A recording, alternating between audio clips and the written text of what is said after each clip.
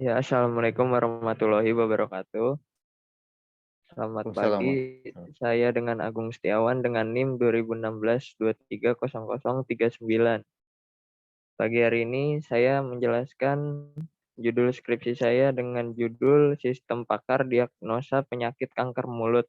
Dengan metode yang saya gunakan itu metode certainty factor dan forward chaining berbasis web.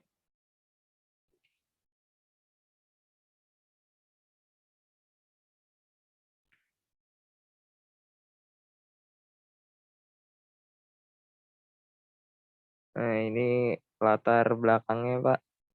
Kanker merupakan penyakit yang ditandai dengan adanya sifat pertumbuhan yang tidak terkendali, diikuti proses invasi ke jaringan dan penyebaran ke bagian organ tubuh yang lain. Nah, sedangkan sistem pakar adalah kecerdasan buatan berbasis komputer yang menggunakan pengetahuan, fakta, dan teknik penalaran pemecahan masalah yang biasanya hanya dipecahkan oleh para pakar dalam bidang tersebut, menurut Martin dan Oxman tahun 1998. Ini rumusan masalahnya, bagaimana merancang dan membangun sistem pakar untuk membantu user dalam mendeteksi sejak dini penyakit kanker mulut dengan menggunakan metode certainty factor dan forward chaining yang melakukan pemrosesan dari awal dari sekumpulan data yang dilakukan inferensi sesuai dengan aturan yang diterapkan hingga dapat kesimpulan. Ini batasan masalahnya, Pak. Aplikasi sistem pakar ini hanya dibuat berbasis web menggunakan PHP script dengan menggunakan database MySQL. Aplikasi ini dirancang dengan menggunakan metode certainty factor dan forward chaining. Dan aplikasi ini hanya ditunjukkan pada kanker mulut. Tujuan dari penelitian ini memberikan suatu informasi kepada masyarakat seputar kanker mulut, deteksi-deteksi awal gejala kanker mulut sebelum pengobatan yang lebih lanjut, mengimplementasikan metode ke sistem pakar, sehingga dapat meningkatkan akurasi diagnosa yang dihasilkan sistem.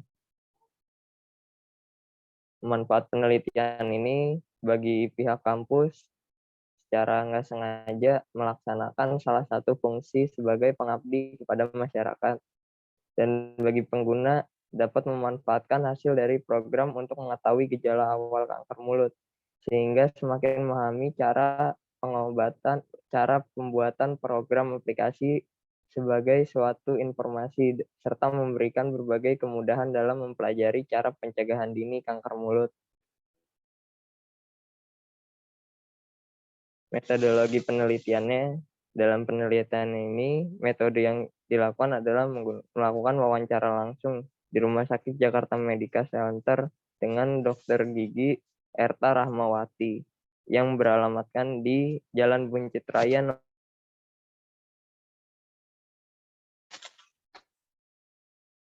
Metode perancangan sistemnya, metode yang digunakan untuk merancang dan membuat aplikasi sistem pendukung keputusan dengan menggunakan metode waterfall. Metode waterfall adalah suatu metode yang melakukan pendekatan secara sistematis dan turut pada pengembangan perangkat lunak.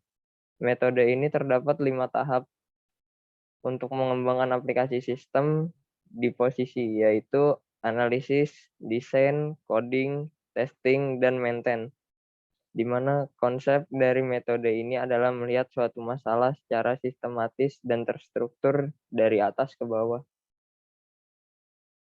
Ini gambar metode perancangannya, Pak. Awalnya kita analisa dulu, terus kita desain, terus coding, testing, terus melakukan maintain. Ini implementasi sistem. Implementasi merupakan tahap di mana desain rancangan yang telah dibuat sebelumnya dikodekan dengan bahasa pemrograman tertentu untuk menjadi sebuah aplikasi.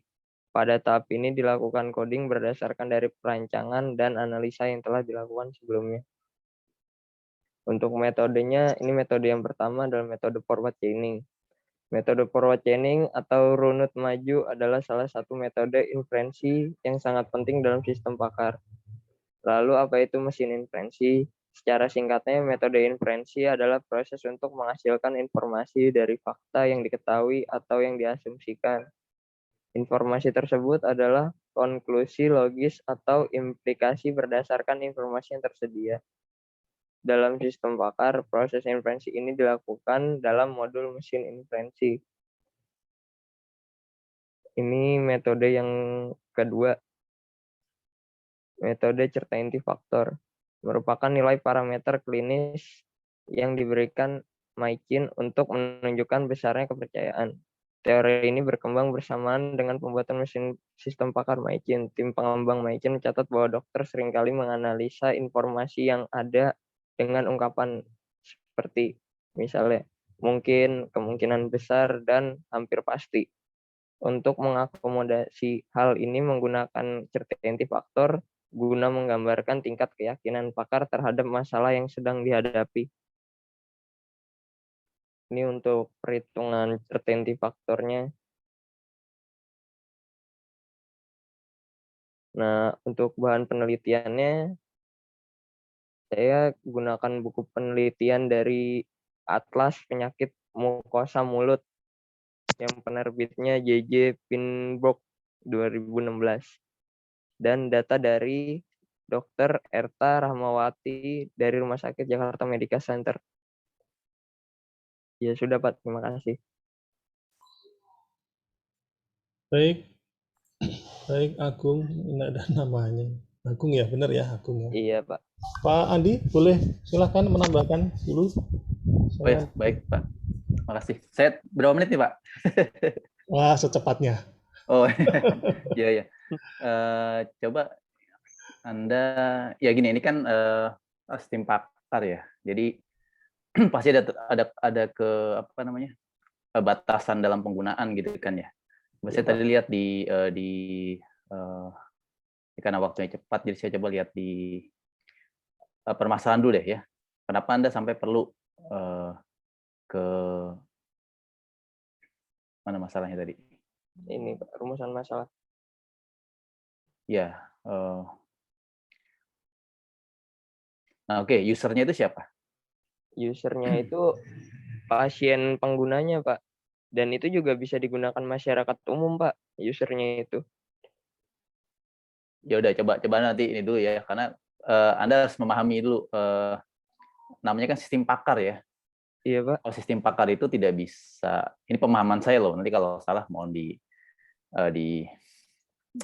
perbaiki ya. Jadi sistem pakar itu kan digunakan oleh memang sebagai pengganti pakar lah, meskipun tidak 100% gitu ya, membantu pakar untuk mendiagnosa. Ini pemahaman saya ya, mendiagnosa tadi penyakit kanker mulut gitu. Jadi yang menggunakan ini usernya adalah menurut saya ya mungkin sih dokter juga ya gitu ya, dokter tapi mungkin yang pengalamannya masih kurang gitu. Dokter ya nanti tolong diperbaiki lah, coba Anda nanti klarifikasi ke dokter mungkin. Iya, dokter terus kan ini kan bicara kanker ya. Oke, memang kanker mulut kan ada di bidangnya dokter gigi, tadi Anda ke dokter gigi Pak. kan, tapi kan ada juga kan kanker gitu. Jadi harusnya Anda juga diskusi dengan dokter kanker kalau menurut saya, di Darmais misalnya. Jadi mungkin saja di sana sudah ada aplikasi sistem pakar juga gitu kan, sebagai perbandingan. Karena kan saya melihat Anda di dalam tadi referensinya belum ada satupun referensi yang menunjukkan ada aplikasi sistem pakar yang terkait dengan kanker mulut ya, atau yang lain nggak apa-apa, misalnya kanker. Iya, tadi kan saya baca di proposal Anda itu kan ada 3 kanker yang sering terjadi ya di Indonesia, kalau nggak salah ya. Iya, Pak. Kanker mulut, kanker rahim, kanker apa tadi, tenggorokan Pak ya, laring kalau nggak salah. Nah itu jadi kan itu kan artinya menurut saya sih sistem pakar itu tidak digunakan oleh masyarakat umum gitu ya. Itu buat saya agak berbahaya. Jadi Anda perlu tahu dulu nih, Anda perlu user yang tepatnya siapa gitu. Karena gini, buat saya penyakit itu bukan yang memutuskan, itu bukan masyarakat ya, tapi ahli ya. Ahli di sini maksudnya dokter. Dokter kan juga masih, kalau dokter umum kan belum bisa juga. Apalagi Anda sudah menyebutkan tadi dokter gigi ya, dokter gigi Iya, Pak. sama seharusnya sih dokter kanker gitu. Pasti mereka lebih dalam, dan Anda harusnya ada perbandingan untuk perbandingan referensi, maksud saya ada aplikasi tim pakar yang membahas juga tentang kanker gitu. Jadi Anda bisa baca di situ peruntukannya untuk siapa misalnya gitu. Jadi tidak tidak Tidak dibuat mengambil umum. pemahaman sendiri, maksudnya Hmm. menyimpulkan sendiri ya. Terus coba apa lagi tadi ya, manfaat coba tadi saya lihat. Nah ini ya memberikan coba kan coba deh, tadi tujuannya oke. Gini deh, sekarang Anda lihat itu tadi user dulu sih, kalau usernya masyarakat agak repot ya. Terus yang nanti yang peran sistem pakarnya terhadap dokternya sendiri gimana? Iya sih Pak, bisa buat dokter yang emang awam. Cuma kalau masyarakat yang gunakan itu kan untuk deteksi awalnya doang Pak, bukan buat pengobatan ya Pak. Jadi misalkan kayak saya batuk, saya ini, tapi dia kan nggak tahu Pak penyakitnya apa. Jadi disimpulkan dari aplikasi aja gitu. Tapi untuk pengobatannya tetap ke dokter Pak. Oke, cuma saya belum ya gini. Saya belum tahu ya, dan artinya gini, ini khawatir, ini kan terkait ada etika kedokteran juga ya istilahnya ya. Jadi Iya Pak. jadi artinya Anda harus paham juga terhadap, menurut saya gitu ya. Jadi kalau Anda meneliti tentang yang ada hubungannya dengan penyakit yang ada kaitannya dengan etika kedokteran, Anda mesti paham juga.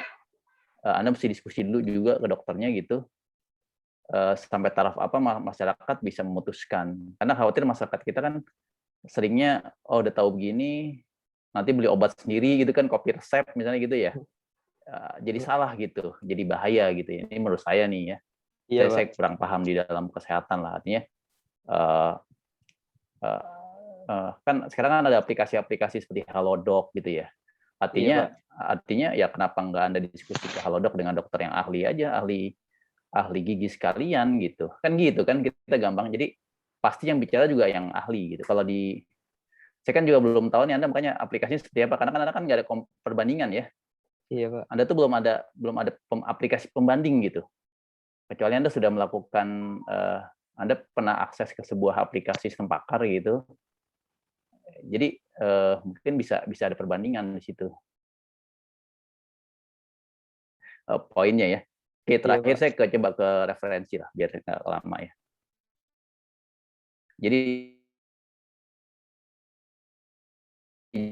Jadi buat saya Anda perlu memetakan dulu lingkupnya, kemudian sebatas apa aplikasi itu dibuat, kemudian usernya siapa gitu. Iya Karena Pak. beda ya, hanya informasi dengan gini, kalau sistem pakarnya setahu saya itu kan mendiagnosa sebuah penyakit yang menggantikan ahli gitu. Sederhananya gitu ya, sederhananya. Jadi artinya itu sifatnya buat saya agak private sih. Misalnya antara dokter dengan pasien gitu. Jadi bukan untuk umum gitu ya.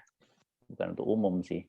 Itu makanya Anda perlu referensi yang lebih banyak. Kalau ini kan buat saya referensi kurang. Buku itu kan buat saya, buku atlas tuh buku apa dulu gitu. Itu buku kanker Umum mulut enggak Pak. gitu. Enggak atlasnya itu loh. Itu buku umum Pak. Iya, kalau buku umum tuh Anda harusnya lebih fokus kepada misalnya ada lagi tuh paper sih kalau menurut saya tentang mulut gitu. Tetap itu harus dengan pendampingan dokter sih kalau menurut saya, kalau hal kayak Iya gini Pak. ya. Terus data dari dokter gigi itu maksudnya apa? Jadi kan tidak hanya data aja ya, kalau apa ya maksudnya data? Oh, data-data untuk gejala-gejala gitu ya, Iya, yang menimbulkan gangguan gejalanya Pak. mulut gitu kan ya. Iya Tapi Pak. Anda juga harus koordinasi dengan dokter kanker kalau menurut saya. Tetap ya, harus dua dokter kalau menurut saya sih. Dokter kanker dan dokter gigi boleh lah. Gitu. Oke Pak. Jadi nggak hanya satu. Nah, itu jadi kalau menurut saya paper yang berkaitan ini kurang. Kalau buku itu harus yang fokus, jangan buku yang umum gitu. Jadi kadang-kadang kalau buku kan kurang update ya terkadang ya. Ini Anda Iya, juga kan Pak. tahun 2016, mungkin ada perkembangan baru tentang penyakit itu gitu. Mungkin itu saja sih dari saya ya. Ya kalau judul sih udah bagus, cuma mungkin ruang lingkup terus tepat apakah layak guna aplikasi ini, gitu ya. Iya, Layak Pak. guna itu maksudnya gini, maksud saya ketepatan user penggunanya itu tuh yang belum dipastikan gitu. Baik, cukup Pak. Ada mungkin itu saja dari saya. Terima kasih. Oh ya, baik Pak. Iya, iya. Terima kasih Pak Andip. Saya kira cukup bagus banget tadi sarannya ya. Ini sempat saya resume juga. Dikonfirmasikan dengan dokter spesialis ya. Kemudian referensi untuk penyakit tersebut ya. Referensi untuk buku atlas itu ya penting ya, itu untuk apa itu pengantar, untuk sebagai pengisi kontennya ya. Tapi yang paling lebih penting lagi adalah referensi yang mengenai penyakit kanker tersebut. Nah, tentu pasti nggak ada ini cakupannya di atlas penyakit mukosa mulut ya, karena itu penyakitnya kan spesifik. Dokternya juga spesifik ya, spesialis gitu. Nah, nanti Agung cari referensi yang lebih dalam ya. Oke, siap, Kemudian Pak. cari dokter yang memang menangani seperti itu ya. Gitu ya. Dokter Erta ya boleh, dokter gigi ya boleh ya, karena itu memang berhubungan dengan kesehatan mulut dan sebagainya. Tapi dokter gigi kan bukan spesialis kanker ya. Mungkin kamu perlu tambahan dokter spesialis yang berkaitan dengan kanker ya, kanker mulut ya. Nah, memang biasanya kalau penyakit mulut itu hubungannya juga dengan dokter gigi kan. Iya, Artinya Pak. dokter gigi juga punya kompetensi untuk mendiagnosa penyakit yang ada di mulut ya. Tapi kalau kanker kan itu lebih spesifik lagi, spesialisnya tentu juga ada. Ya terserah nanti kamu cari dulu ini. Kalau dokter spesialis yang menangani kanker mulut ini masuk di kategori dokter apa ya? Saya nggak tahu gitu. Kamu cari tahu begitu. Iya, Pak. Dari sisi kemanfaatan ya ini sudah cukup bagus ya. Dari sisi metode juga. Kemudian dari saya buatkan aplikasinya secara mobile ya, jadi tidak hanya web ya, secara mobile. Web boleh sebagai backend dan sebagainya, tapi Anda sediakan aplikasi yang secara mobile. Kemudian informasi tentang kesehatan mulut ya, fiturnya, fitur tambahannya. Kemudian kontennya juga dengan konten ada konten multimedia juga ya. Kan kamu bilang ini tadi untuk memberikan penyuluhan ya untuk masyarakat umum Iya, ya, Pak. memberikan informasi juga kepada masyarakat umum itu. Nah itu sebagai tambahannya ya, core-nya atau intinya di skripsi kamu memang di penyakit kanker mulut dengan metode yang tadi ya. Tapi Iya, Pak. fitur tambahannya adalah informasi, kemudian konten multimedia berbasis mobile ya, seperti itu. Karena zaman sekarang kalau kamu bikin aplikasi berbasis web ribet ya, susah gitu ya. Buka di HP aja harus buka browsernya. Masa harus buka laptop juga gitu, atau harus di Iya, Pak. PC di rumah gitu. Maka buatkan aplikasinya secara mobile. Nah, untuk webnya terserah kamu sebagai back-end-nya, kemudian untuk mengisikan apa itu knowledge base-nya dan sebagainya itu boleh-boleh saja. Tapi harus ada ini aplikasi yang berbasis mobile. Terserah mau pakai Java, kayak mau pakai Flutter kan, mau apa terserah. Oke, iya, makasih, Pak. Ya, ya saya kira dari saya itu ya. Ada Pak Andi ada tambahan boleh silakan kalau mau ada tambahan. Ya, cukup sih Pak. Tadi betul kalau tadi memang misalnya di mobile app-nya atau di berbasis webnya ada informasi tambahan betul. Jadi misalnya ciri-ciri dari mukosa mulut itu apa gitu kan. Kalau Anda Iya, menemukan seperti ini, baru langsung ke dokter gitu, Agung. iya, Jadi jangan diminta masyarakat seperti mendiagnosa sendiri. Jadi gitu kan terkesan gitu ya, terkesannya gitu kalau buat saya. Cukup Pak Adam itu aja. Iya baik baik. Ya. Ya kemudian aplikasinya di saat sidang skripsi ya aplikasi mobilnya penguji harus bisa make ya, tidak sekedar kamu tunjukkan, artinya kamu taruh di mana gitu ya. iya, Pak. Ya sudah cukup buat dari kami itu. Iya, terima kasih, Pak. Sama-sama. Assalamualaikum. Salam. Selamat. Silakan selanjutnya.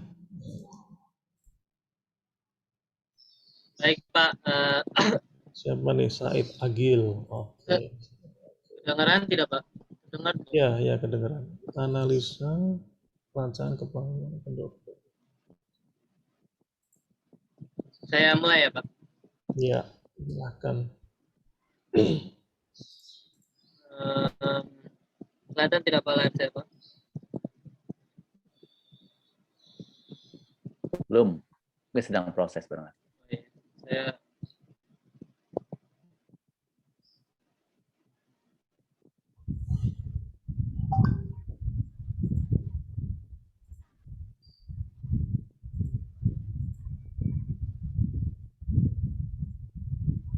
ini. Sudah kelihatan tidak Pak? Iya, terlihat. Terlihat.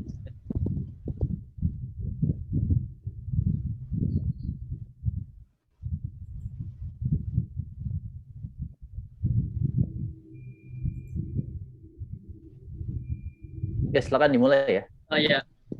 Assalamualaikum warahmatullahi wabarakatuh. Assalamualaikum warahmatullahi wabarakatuh. Nama saya Said Agil. Saya di sini akan mempresentasikan proposal judul saya yang berjudul Analisis Perancangan Sistem Kepuasan Pendopo Klien Umi Farida dengan menggunakan metode SERVAL di kasus pendopo Umi Farida. Latar belakang penelitian.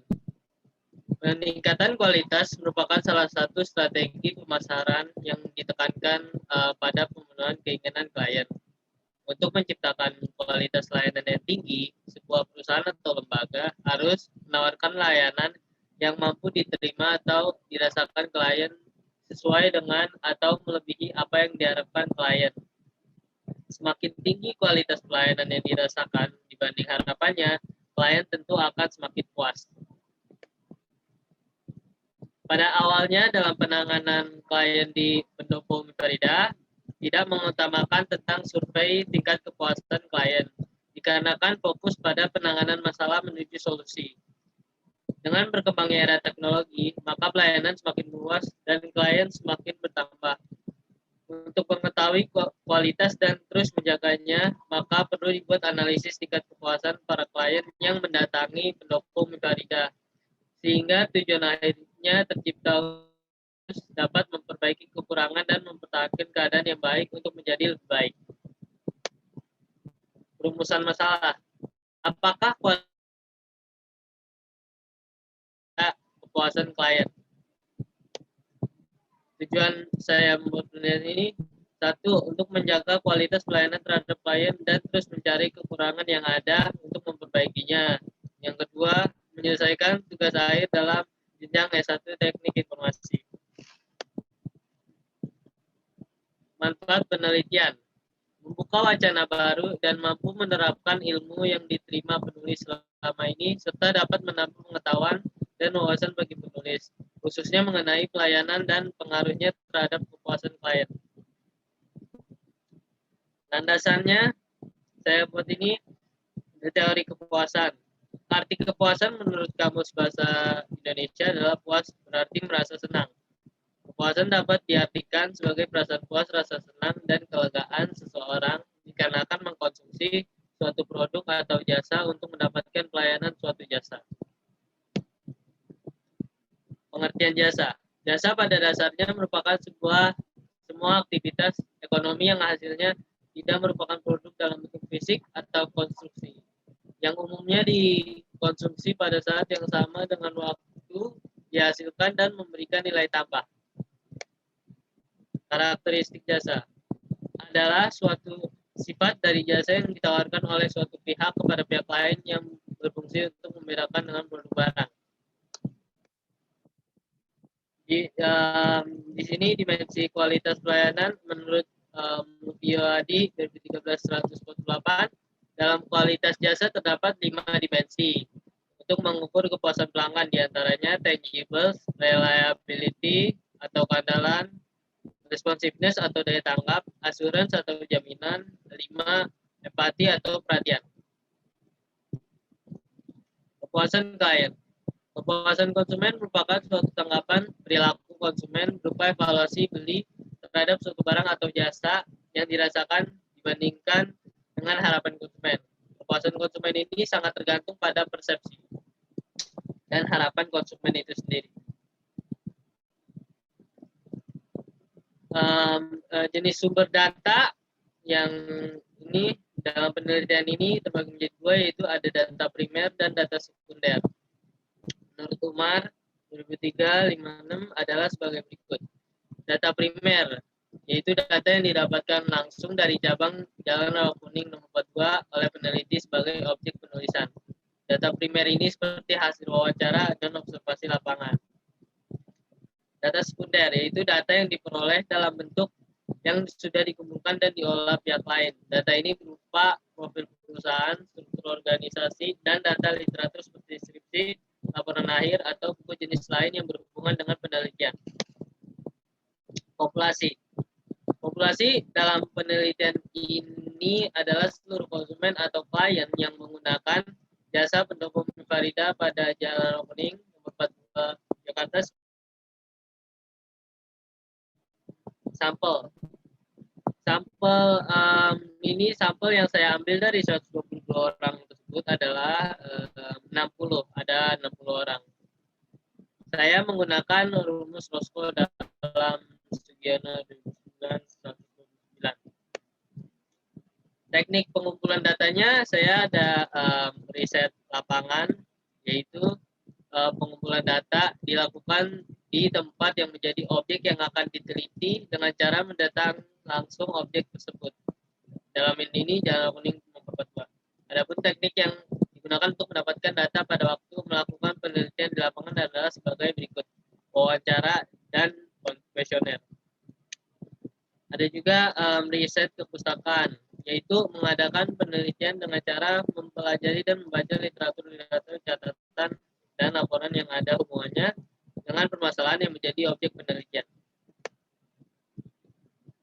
Variabelnya ada dua, yaitu variabel bebas dan variabel terikat. Variabel bebas ya ada 5 dimensi, dan variabel terkait yaitu kepuasan klien, yaitu Y. Ini skala yang saya gunakan, ini adalah skala Likert. Dengan nilai 1 sangat tidak puas, kalau nilainya 2 tidak puas, jika nilai 3 kurang puas, jika nilai 4 puas, jika nilainya 5 sangat puas. Analisis data terbagi menjadi dua, yaitu deskriptif dan kuantitatif. Dalam analisis ini, analisis kuantitatif ada beberapa pengujian, yaitu uji validitas, uji reliabilitas, dan regresi linear berganda. Di uji validitas, kalau jika kita bisa lihat di R table, R hitung, jika R hitung lebih besar daripada R table, maka pernyataan tersebut valid, dan jika R hitung lebih kecil daripada R table, maka pernyataan tersebut tidak valid. Uji reliabilitas yaitu suatu konstruk atau variabel dikatakan reliable jika memberikan nilai converge alpha itu jika nilai converge alpha itu lebih besar dari 0,660. Regresi linear berganda. Persamaan regresi berganda untuk 5 variabel sebagai berikut di buku Sugiono 2007-37 adalah rumusnya seperti ini: Y sama dengan A tambah B1x1 tambah B2x2 tambah B3x3 tambah B4x4 dan seterusnya. Keterangannya yaitu Y kepuasan klien, A konstantanya, B1 dan seterusnya itu koefisien regresi. X1 itu bukti fisik, tangibles, X2 itu daya tanggap, responsiveness, X3 itu keandalan, reliability, X4 itu empati, X5 itu jaminan. Pengujian hipotesis, saya menggunakan uji T dan uji F. Uji T itu secara parsial terhadap kepuasan. Uji simultan. Uji simultan dilakukan untuk membuktikan hipotesis, yaitu bukti fisik, keandalan, daya tanggap, jaminan, dan empati secara simultan terhadap kepuasan klien Y. Ini uji koefisien determinasi untuk untuk mengetahui pengaruh variabel independen dan variabel dependen. Analisis yang digunakan untuk mengetahui presentasi bukti fisik, keandalan, daya tanggap, jaminan, dan empati terhadap kepuasan pelanggannya. Itu saja presentasi saya. Kurang lebihnya mohon maaf. Wassalamualaikum warahmatullahi wabarakatuh.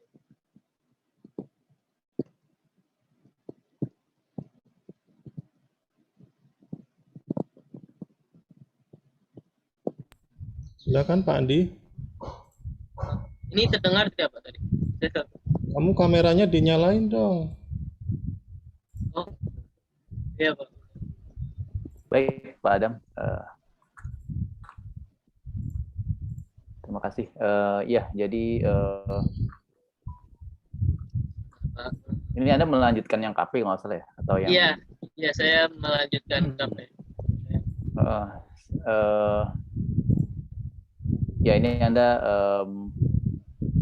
ya tekstual sih ya, jadi banyak tulisan gitu ya. Apa namanya? Terus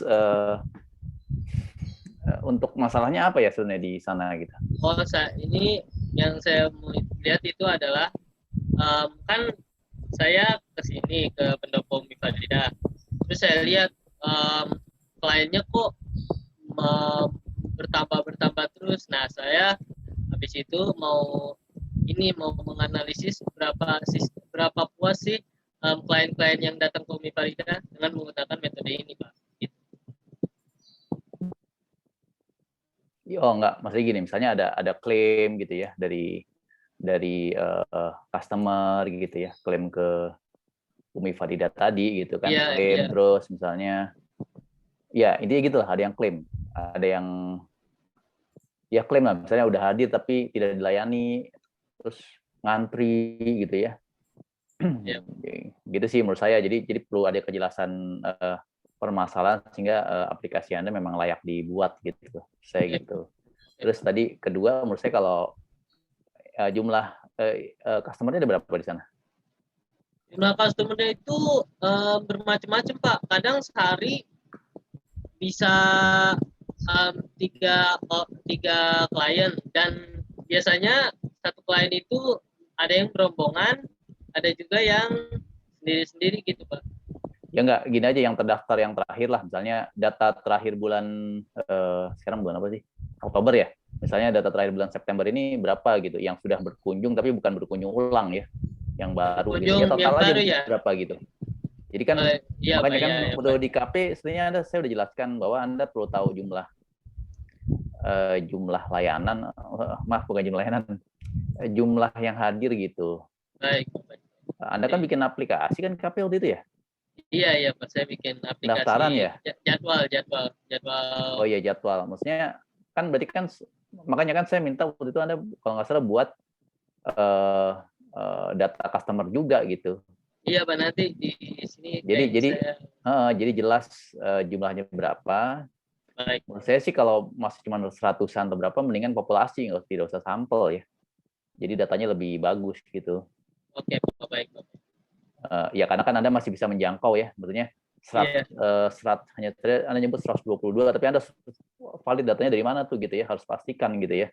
Baik, tidak hanya ngira-ngira gitu. Jadi jangan subjektif gitu ya, jangan pendapat Anda sendiri gitu. Maksud saya misalnya Anda sebelumnya mungkin perlu nyebarin, harusnya sekarang nih misalnya menyebarkan kepuasan, misalnya minta bantuan dari pihak sana, bisa nggak yang datang dikasih form kepuasan gitu. Jadi Anda bisa melihat kondisi status. Jadi dari data itu Anda bisa melihat bahwa Anda punya alasan untuk bikin ini gitu misalnya. Iya Pak. Kan bisa ya, harusnya ya sebelumnya sih harusnya. Terus tadi referensinya Anda nggak ada ya, referensi untuk Anda ngambil dari mana nih sumber-sumbernya gitu ya. Papernya nggak ada gitu kan, buku juga nggak ada gitu ya. Rumus-rumusnya tadi Anda sebutkan itu dari mana Anda mengambil, itu kan harus menurut saya harus ada karena Iya, Pak.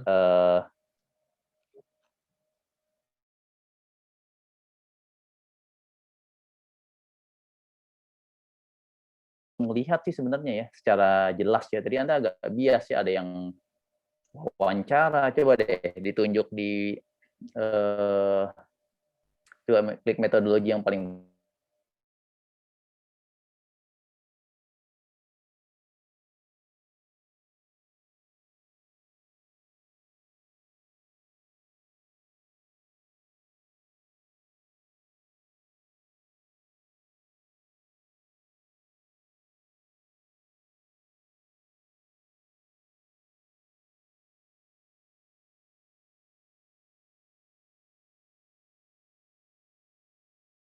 tadi ya reliability. Anda tadi sudah menjelaskan tentang apa namanya apa ya kriteria sebuah layanan gitu kan tadi kan ada 5 Iya, tadi Pak. ya. Iya, dimensinya Ya ada 5, Pak. dimensinya ada 5 itu kan sudah oke lah. Tapi kan Anda belum tadi di referensi Anda belum tulis dari mana Oh Pak iya, ngambilnya gitu. saya Itu referensinya saya wajib belum kalau menurut tulis saya di ya. sini. Iya, Pak. Nah, Di jadi wajib sini harus saya ada di gitu. Oke, Pak, baik. Terus tadi apa ya? Itu Itu sih saya belum lihat tadi juga tujuan. Ada tadi kan menulis itu ada apa ada tujuannya. metodologi yang tulis itu ada data primer, data sekunder gitu ya. Oh iya, itu Coba. mana tadi itu?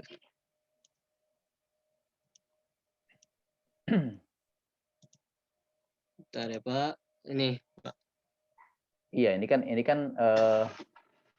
ya nggak apa-apa sih masuk di bagian metodologi penelitian. Cuman Anda harus langsung to the point. Jadi kalau dalam metodologi penelitian tuh to the point, Anda kalau data primernya apa? Oke, Langsung. Pak. Misalnya Anda ini kan Anda wawancara, ya wawancara dengan siapa gitu. Baik, Pak, baik. Data sekunder pun tidak, sebenarnya kalau data sekunder itu bukan artinya terus Anda ngambil dari literatur kayak skripsi, ya nggak juga ya. Kalau skripsi itu mungkin ada skripsi tapi yang membahas tentang tempat UMI tadi itu baru bisa ya. Oke, Pak. Tapi kalau baik, skripsi yang bahas lain nggak bisa ya. Data sekunder pun tetap organisasinya terkait gitu. Bukan yang Anda hanya ngambil misalnya metodologinya aja gitu. Gitu ya. Seperti itu. Jadi data sekunder proses seperti itu.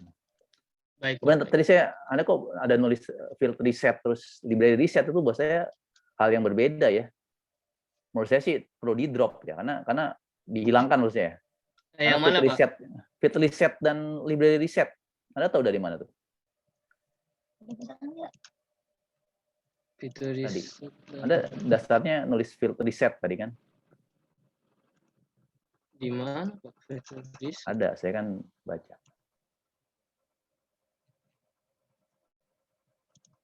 Terus ya Anda scroll aja, makanya jangan maksudnya klik terus bawah gitu loh. Jadi nah itu tadi itu ada reset library, ada reset. Oh iya, nanti library reset, ada field reset kan. Iya, itu Pak. hal yang berbeda ya. Kalau library reset itu artinya Anda meneliti tentang perpustakaan gitu. Oh iya, Pak, nanti bukan sih Anda studi saya jadi itu ya Anda harus hati-hati dalam memilih istilah kalau menurut saya. Oke, gitu. baik, Pak, baik. Fitur riset juga nggak ya seperti yang Anda bayangkan itu ya. Jadi Iya, Pak, ya. Anda kurang literatur nih kalau menurut saya nih, ya. Kurang jadi jangan main ambil aja. Fitur riset Anda, fitur riset tuh Anda coba jadi fitur riset coba lihat. Sebelum ini. Ya, fitur riset Anda ngumpulin data ke tempat objek, ya Anda tahu dari mana gitu. Anda udah baca belum tentang fitur riset? Saya baca sedikit, Pak, belum terlalu baca detail. Anda kan nggak ada referensinya, jadi saya nggak tahu nih Anda baca di mana nih gitu. Iya, Pak. Gitu ya, jadi menurut saya masih ya, jadi ada hal yang kontradiksi tadi saya lihat tuh ya. Baik, Pak. Anda field riset nggak jelas nih. Mungkin Anda maksudnya ini pengumpulan data tetapi observasi gitu barangkali. Kan gitu kan? Iya, Pak. Jadi Anda mengumpulkan data, hanya Anda observasi, Anda datang ke sana gitu. Terus itu Anda anggap sebagai riset lapangan, yang nggak bisa begitu ya. Jadi, oke, Pak. Jadi Anda kurang literatur lah kalau saya. Baik, Pak. Baik, cukup Pak Adam saja. Terima kasih. Perbaiki lagi ya. Iya, Pak, nanti saya perbaiki. Baik, Pak Andi, terima kasih. kameranya tolong diperlihatkan. Iya Pak, sebentar Pak. Oke. Kelihatan tidak Pak? Iya, kelihatan. Ini Oh, kejadian. judulmu ini sudah pernah ya? Ini kalau Ya, dibuat juga bisa ini saya. Ini yang nulis ini apa? Angkatan tahun 2014 kalau nggak salah. Oh, sudah ada ya, Pak? Iya, sudah ada, Pak. Chefwal, persis ya. Jadi kamu bisa cek nanti di webnya TIF, di situ ada link ke skripsi ya, judul-judul yang sudah pernah ada gitu. Ini saya ingat betul ya, maju sidangnya kemarin Februari. Coba liatin dulu judulnya. Kok hilang? Nah, ini apa judulnya Pak? ya, Chefwal, persis Chefwal. Pendopo itu apa? Bisa dijelaskan nggak pendopo Umi Farida? Oh, pendopo Umi Farida itu kayak ada orang yang misal bermasalah dalam hal yang rohani, misal langsung ke Umi Farida dikasih solusinya gitu loh Pak. Oh begitu, kayak bimbingan Iya, konsultan spiritual iya, ya? Iya kayak begitu Pak. Iya kayak begitu. Terus jasa yang diberikan apa?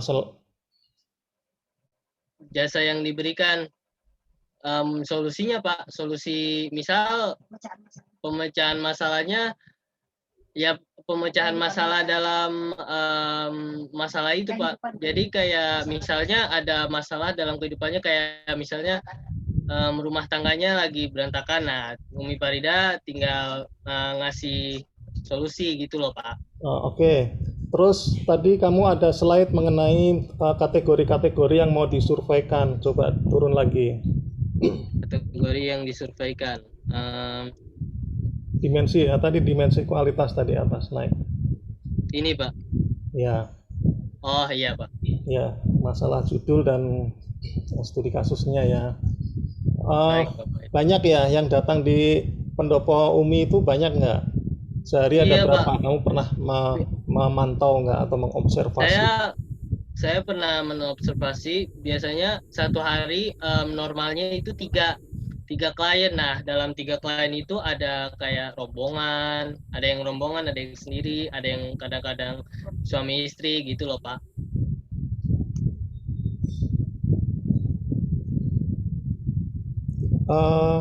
Kalau dari sisi judul sih kayaknya harus ditambah metodenya ya, tidak hanya Chefwal. Oh iya Pak, nanti saya tambahin Pak metode. Kamu tambahkan itu kalau dari sisi judul ya.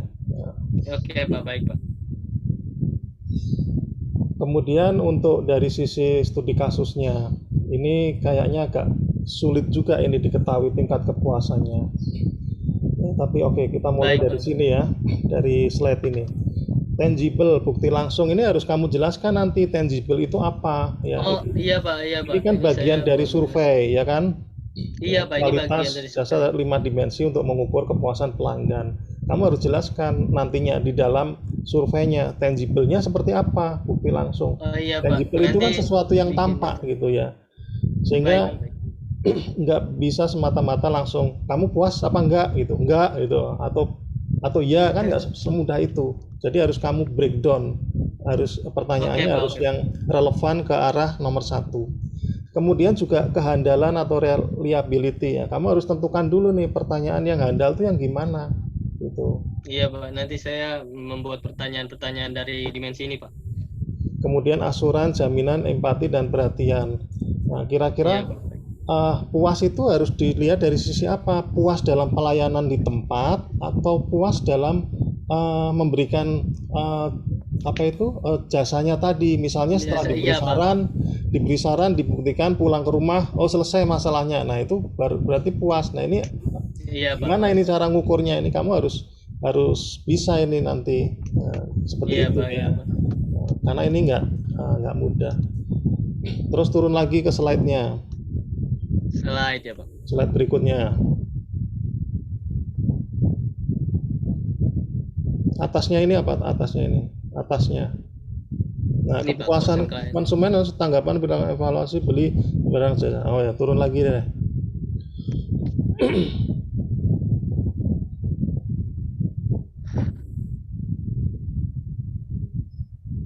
Terus turun apa lagi isi slide-mu? Populasi ya. Ini Konsumen nanti saya betulin. sebanyak populasi itu berarti kamu harus tentukan ya, seperti kata Pak Andi tadi bilang, kalau hanya sedikit ya nggak ini, tidak mewakili gitu ya kepuasan. Harus tentukan setidaknya 100 pertanyaan kok 100 pertanyaan, 100 sampel ya, 100 sampel. Iya, Kalau Pak. misalnya kamu tadi Baik. bilang sehari 3 misalnya, sehari 3 berarti kalau 100 hari ya kira-kira sekitar hampir sebulan kali ya, seperti itu. Iya, Pak. Baik, Pak. Baik. Turun lagi apa bawah? Turun lagi ya, Pak. Ini sampelnya nih. Oh, perhitungan ya. Terus lanjut Iya, Pak. lagi. Itu. Ini saya teknik Pengumpulan ngobrol. data, oke, Ini saya lanjut. hapus.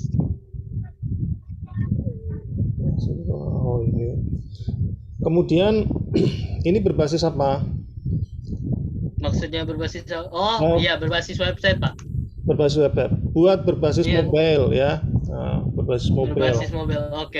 Ya, terus diberikan fitur-fitur ini apa itu, mengenai tips-tips mengenai di jasa tersebut, kemudian apa itu, lokasi misalnya dan sebagainya seperti itu ya. Sekarang ini Baik, Pak. kalau aplikasi yang ya sederhana kayak gini buat mobile lah ya. Kecuali Baik, Pak, kalau baik. nyimpen datanya yang gede gitu ya. Diisi fitur-fitur yang ini apa yang menarik gitu. Jadi pengguna itu juga secara nggak langsung bisa di samping mengisi apa ini survei kepuasan pelanggan, juga bisa mengikuti mungkin informasi mengenai apa di Pondok Umi tadi Iya. dan sebagainya. Seperti itu. Ya, saya kira dari saya itu Pak Andi. Nah, Oke. ditambah metodenya ya, jangan ShareQual. Kamu cari lagi metode kuesioner Iya, Pak. untuk selain ShareQual apa saja gitu. Ntar kamu Baik, bisa Pak, baik. dibandingkan. Gitu. Nanti penggantian judulnya nanti ditaruh, Pak, di. Ya nanti kamu tambahkan, terus nanti di seminar isi sudah berubah gitu. Oh, oke, Pak. Oke, Pak. Baik, Pak. Baik. Jadi seminar judul ini kan untuk mereview ya, untuk mereview itu mengarahkan ya supaya Oke, Pak. Baik. penelitianmu itu lebih berbobot, lebih sesuai dengan dengan kapasitasmu S1 ya. Kalau terlalu sulit ya kita turunkan, jangan sulit-sulit. Kalau terlalu mudah ya harus kita upgrade ya untuk sesuai Baik, dengan Pak. kemampuan sarjana komputer. Ya, saya kira itu Said ya. Iya, Pak. Sudah ya, Pak? Ya, sudah. Pak Andi ada tambahan mungkin? Cukup, Pak. Ini tadi Oh iya, cukup. yang detail itu tadi perlu ditambahkan nanti di seminar isi itu ada referensinya yang banyak ya kalau bisa. Baik. Iya. Nah, Iya. saya Yang Nanti relevan menurut saya. pembuktiannya di seminar isi. Ya. Oke, Ya. Pak. Baik, Pak. Janji. Sekarang lagi janji-janji itu- nih. Saya bisa ini Pak, saya mau bikin ini Pak. Gitu. Iya, Pak. Seminar isi nanti kita buktikan. Ya. Ya. Ya itu saja udah presentasi saya, kurang lebihnya mohon maaf. Wabillahi taufik walhidayah. Wassalamualaikum warahmatullahi wabarakatuh. Waalaikumsalam. Ayo, selanjutnya siapa ini? Said Akil sudah, Agung. Udah. Pendukung novel. Novelnya mana ini, ada pendukungnya?